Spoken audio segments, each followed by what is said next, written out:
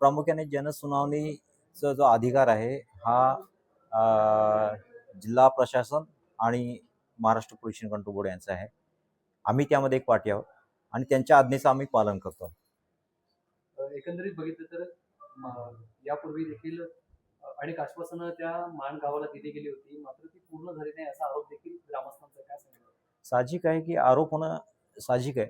पण आम्ही जे काय मान असेल किंवा पालघर जिल्ह्यासाठी जे काही CSR केलं आहे, ज्या काही ॲक्टिव्हिटीज केल्या आहेत, त्याचं आमच्याकडे संपूर्ण हे आहेच. पण त्याशिवाय आम्ही हे सांगू इच्छितो की ज्या स पंचायतीच्या माध्यमातून ज्या नवीन त्यांच्या रिक्वायरमेंट्स असतील किंवा ज्या अपेक्षित असतील, ते देखील आम्ही CSR मधून करायला तयार आहोत. सर, विराज कंपनीकडून मोठ्या प्रमाणात जुने कारखाने आहेत, त्यामुळे वायू प्रदूषण केलं जातं. अनेक वेळ महाराष्ट्र प्रदूषण करून क्लोजरी नोटीस आलेल्या आहेत. तुमचा नवीन जो हा प्रोजेक्ट येतोय, तो अजून किती वायू प्रदूषण करणार आहे? हां, तर सर्वात मुळात म्हणजे मी हे सांगत होतो, की हा जो प्रोजेक्ट आहे यामध्ये वायू प्रदूषण यासाठी नाही, की हा कोल्ड रोलिंग मिलचा प्रोजेक्ट आहे. हा मेल्टिंग शॉपचा प्रोजेक्ट नाही आहे. त्यामुळे इथं वायू प्रदूषणचा प्रश्न नाही. पण तुम्ही म्हणता एक्सपान्शनचा काय आहे? त्याच्यातून तुम्ही जे आता पॅकेज सांगितलं, म्हणजे लोकांना काय सुविधा देणार आहात, त्याच्याविषयी सविस्तर थोडक्यात.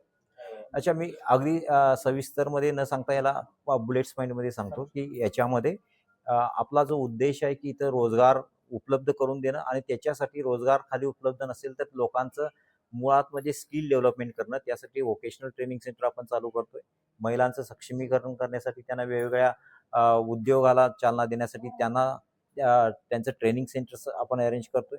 तिसरा महत्त्वाचा पॉईंट आहे, की याच्यामध्ये बऱ्याच लोकांच्या जशा समस्या होत्या, की पिण्याचं पाणी, त्यासाठी आम्ही पिण्याच्या पाण्यासाठी सेपरेट सुविधा उपलब्ध करून देतोय.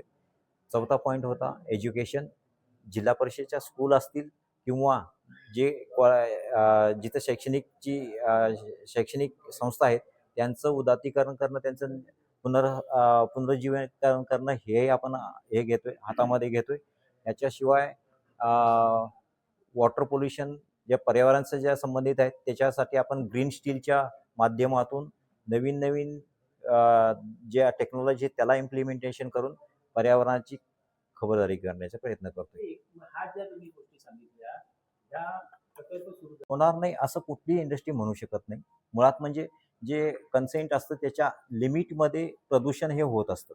कोणती कंपनी त्याच्या लिमिटमध्ये असते आणि आम्ही आमच्या नव्या प्रोजेक्टमध्ये या सगळ्या गोष्टीची खबरदारी घेतलेली आहे, की जेणेकरून प्रदूषणाची जी लेवल आहे ही गव्हर्नमेंटनी किंवा शासनाने जी करून दिली आहे त्याच्यामध्ये आहे. आतापर्यंत जो ऱ्हास झालेला आहे.